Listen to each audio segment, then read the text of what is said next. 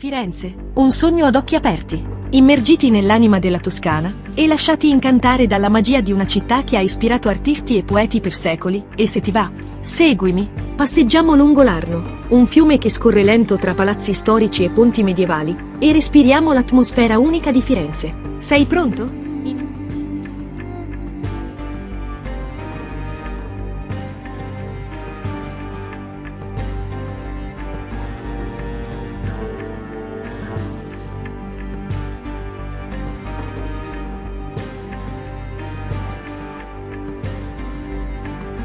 Iniziamo la nostra visita virtuale da San Miniato. Le origini di San Miniato risalgono all'epoca romana, ma fu nel Medioevo che la città conobbe il suo massimo splendore, grazie alla sua posizione strategica sulla via Francigena. Il nome deriva da Miniato, un martire cristiano decapitato nel III secolo, al quale è dedicata la maestosa basilica che domina la città. L'interno della chiesa è alquanto inusuale, con il presbiterio e il coro rialzati su una piattaforma sopra la grande cripta, ed è cambiato di poco dalla prima costruzione dell'edificio. Si accede alla parte superiore da due scalinate laterali, che sono in collegamento con le due navate laterali, mentre dalla navata centrale, dietro l'altare inferiore, si diparte la più breve scalinata per discendere alla cripta. Un arcone decorato da tarsi e marmoree si erge al centro della navata, all'altezza delle scalinate, e richiama quello retrostante dell'abside, nelle stesse forme. Il soffitto è a capriate. Il cimitero è strettamente legato alla Basilica di San Miniato al Monte, è un esempio di arte funeraria di grande valore. Qui si trovano numerose tombe monumentali, cappelle e sculture realizzate da artisti di fama. Le tombe sono spesso decorate con simboli religiosi, mitologici e allegorici, e rappresentano un vero e proprio percorso attraverso la storia dell'arte funeraria. Un luogo di riposo per personaggi illustri. Nel cimitero riposano molti personaggi illustri, tra cui artisti, scrittori, politici e intellettuali. Le loro tombe sono spesso visitate da appassionati e studiosi, che desiderano rendere omaggio a queste figure importanti. Ci spostiamo adesso, a Piazzale Michelangelo. È una terrazza panoramica situata sulla collina di San Miniato al Monte, che domina Firenze dall'alto. Da qui, puoi ammirare un panorama a 360 gradi che abbraccia tutti i monumenti più importanti della città. Il Duomo con la sua cupola, il Campanile di Giotto, il Ponte Vecchio, Palazzo Vecchio e molti altri. Al centro del piazzale troverai una copia in bronzo del David di Michelangelo, uno dei simboli più famosi di Firenze. Questa replica, realizzata nel 1873, è stata posizionata qui per offrire ai visitatori un'anteprima dell'opera originale, che si trova invece nella galleria dell'Accademia. Vi racconto adesso un aneddoto che forse non tutti conoscono: il graffito di Michelangelo.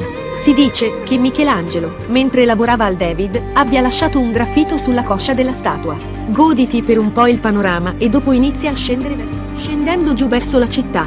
Percorrendo il viale Giuseppe Poggi, incontreremo Porta San Niccolo, che spicca sulla riva dell'Arno, e ci indica la strada verso Ponte alle Grazie, da cui entreremo nel centro storico. Sull'altra riva del fiume potremo osservare il Palazzo della Biblioteca Nazionale, una delle più importanti biblioteche italiane ed europee. Insieme alla Biblioteca Nazionale di Roma, svolge le funzioni di Biblioteca Nazionale Centrale. Attraversato il ponte, arriviamo immediatamente a Santa Croce, la Basilica degli Italiani Illustri. Visitiamo la Basilica di Santa Croce, la chiesa che custodisce le tombe di Dante Alighieri, Michelangelo e Galileo Galilei. Considerata il Pantheon fiorentino, questa basilica francescana è famosa per essere il luogo di sepoltura di molte delle più grandi menti italiane. L'edificio è un magnifico esempio di gotico italiano, con ampie vetrate e un'atmosfera luminosa. Non lontano, proseguendo lungo Borgo dei Greci, incontriamo Piazza della Signoria, dove si trova Palazzo Vecchio, cuore pulsante della città. Visitiamo il Palazzo Vecchio, sede del governo cittadino, e ammiriamo le sale affrescate e le opere d'arte che lo decorano. Sali sulla Torre di Arnolfo per godere di una vista panoramica sulla città. Piazza della Signoria è la piazza principale di Firenze, sede del potere civile e centro della vita sociale della città. Si trova nella parte centrale della Firenze medievale, a sud della cattedrale di Santa Maria del Fiore. In passato ha assunto diversi nomi, come Piazza dei Priori o Piazza del Granduca. Spostandoci al centro della piazza, potremo osservare la maggior parte dei palazzi che la contornano, tra cui i principali sono Palazzo Vecchio, di cui abbiamo già accennato, e la Loggia della Signoria, o dei Lanzi, perché vi si accamparono i Lanzichenecchi nel 1527. Nel corso del Cinquecento la loggia perse la sua natura primaria e divenne una sorta di museo all'aperto, delle sculture della collezione medicea.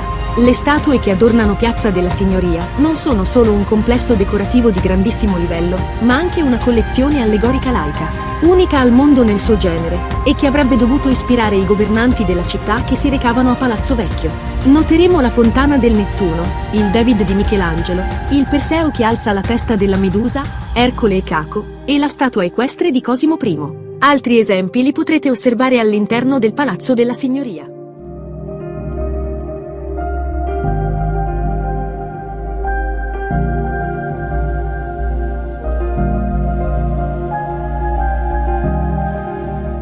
Adiacente, abbiamo la Galleria degli Uffizi. Un viaggio nel tempo, dove scoprire i capolavori del Rinascimento italiano, da Botticelli a Michelangelo. Ammira la nascita di Venere e il David di Michelangelo, nella sua versione originale alla Galleria dell'Accademia, e immergiti nella bellezza delle opere di Leonardo da Vinci. Sullo sfondo sopra l'arco che si affaccia sull'Arno, puoi notare su in alto una serie di vetrate. Sono le finestre del corridoio vasariano, un passaggio segreto che collega Palazzo Vecchio a Palazzo Pitti. Questo percorso unico, visitabile solo per appuntamento, ti condurrà alla magnifica residenza dei Medici, Palazzo Pitti, con i suoi giardini e le sue ricche collezioni d'arte. Proseguiamo la nostra passeggiata ed arriviamo, percorrendo via dei Calzaioli, in Piazza Duomo. Giusto 200 metri.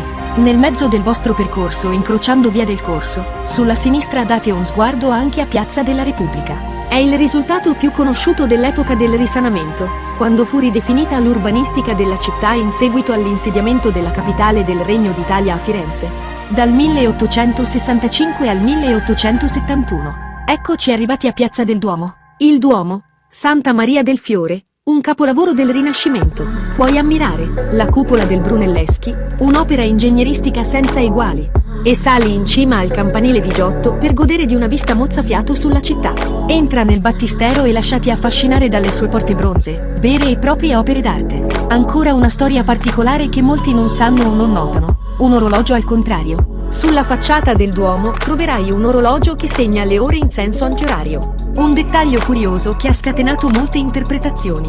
Facci caso! Sul lato est della Piazza del Duomo, proprio dietro l'abside della cattedrale, una lastra circolare di marmo bianco ricorda il punto esatto su cui cadde la palla della lanterna della cupola. Si narra che, il 27 gennaio del 1601, dopo vari problemi legati al maltempo e ai fulmini, andò ancora peggio. Il fulmine che colpisce la lanterna questa volta fa cadere la palla del Verrocchio, che comunque verrà ricostruita e ricollocata il 21 ottobre 1602.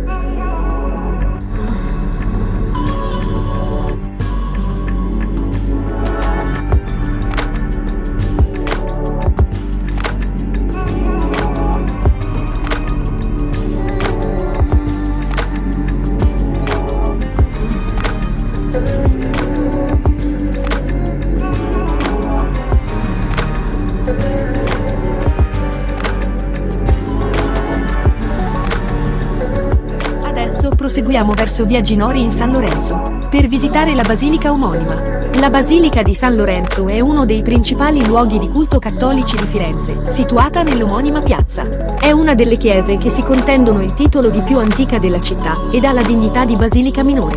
Nei pressi della chiesa si tiene il famoso mercato di San Lorenzo, dove potrete comprare di tutto. Sul retro della chiesa, con accesso dal retro su Piazza Madonna degli Aldobrandini, si apre la grandiosa Cappella dei Principi, con la sua grande cupola che a Firenze è la seconda per grandezza dopo quella del Duomo. Per la realizzazione di questa opera venne appositamente creato l'Opificio delle Pietre Dure, come laboratorio per l'arte del cosiddetto commesso fiorentino. Nella zoccolatura sono riprodotti gli stemmi delle 16 città toscane fedeli alla famiglia dei Medici. Per la realizzazione di quest'ultimi si fece uso di pietre semipreziose, madreperla, lapislazzuli e corallo. Al suo interno si trovano 8 nicchie che sarebbero dovute servire per alloggiarvi le statue di tutti i granduchi, ma solo 2 ne furono realizzate. Al centro dell'atrio, nelle intenzioni dei committenti, doveva trovarsi il Santo Sepolcro, ma i vari tentativi di comprarlo o rubarlo a Gerusalemme fallirono. Entriamo adesso in via dei Gori, proseguiamo per via dei Pucci,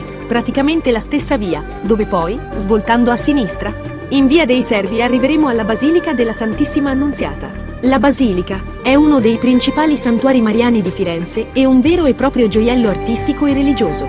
Situata nell'omonima piazza, è stata per secoli al centro della vita della città. La basilica è stata scelta come luogo di sepoltura di Maria Valtorta, mistica italiana. Al suo interno potrai ammirare opere di grandi maestri come Michelozzo, Filippo Lippi, Andrea del Sarto e molti altri. Il tempietto di Michelozzo, che custodisce la veneratissima immagine dell'Annunciazione, è un capolavoro del Rinascimento. Il soffitto a cassettoni, decorato con stucchi e affreschi, è un'opera maestosa.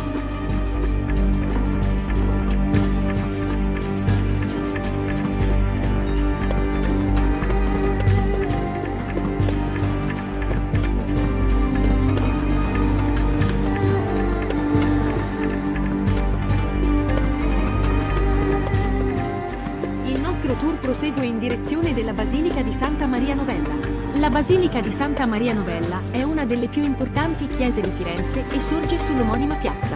Se Santa Croce era ed è un centro antichissimo di cultura francescana, Santa Maria Novella era per Firenze il punto di riferimento per un altro importante ordine mendicante: i Domenicani. La sua facciata marmorea è una delle più importanti opere del Rinascimento fiorentino. Al suo interno numerosi capolavori firmati dai più grandi artisti dell'epoca, tra cui il Crocifisso di Giotto, la Cappella di Filippo Strozzi opera di Filippino Lippi. E poi ancora Brunelleschi, Masaccio, il Ghirlandaio, Giambologna, questi i maggiori, ma la lista potrebbe. Dirigiamoci adesso verso Ponte alla Carraia imboccando Via dei Fossi, dal quale ci dirigeremo sul Lungarno per ammirare il famoso Ponte Vecchio. Che dire? Un gioiello senza tempo. Attraversalo e pensa che il Ponte Vecchio è l'unico ponte fiorentino a non essere stato distrutto durante la Seconda Guerra Mondiale. Ammira le botteghe degli orafi e lasciati conquistare dalla sua atmosfera romantica. Da qui arriverai, in un batter d'occhio, a Palazzo Pitti. È un luogo magico dove l'arte, la storia e la bellezza si fondono in un'esperienza unica. Ognuna delle sue gallerie offre un viaggio affascinante attraverso secoli di storia e cultura. Palazzo Pitti è un vero e proprio scrigno che custodisce una vasta gamma di collezioni artistiche, ognuna con la sua storia e particolarità. Ecco una breve descrizione delle principali gallerie. Galleria Palatina, situata al piano nobile, la Galleria Palatina è un gioiello del barocco fiorentino. Ospita una delle più importanti collezioni di dipinti europei, con opere di Tiziano, Raffaello, Caravaggio, Rubens e molti altri. Le sale sono decorate con stucchi, affreschi e arazzi, creando un'atmosfera ricca e lussuosa. Appartamenti reali. Adiacenti alla Galleria Palatina, gli appartamenti reali offrono un'immersione nella vita quotidiana dei Granduchi di Toscana.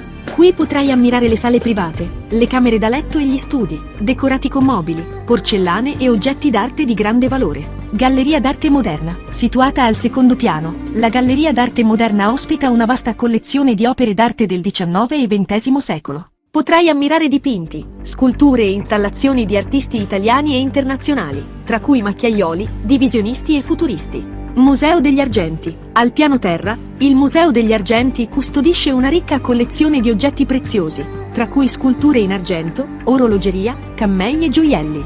Qui potrai ammirare capolavori dell'oreficeria rinascimentale e barocca. Museo della Moda e del Costume. Sempre al secondo piano, il Museo della Moda e del Costume presenta una collezione di abiti storici, accessori e tessuti che raccontano l'evoluzione della moda dalla fine del XVIII secolo ai giorni nostri.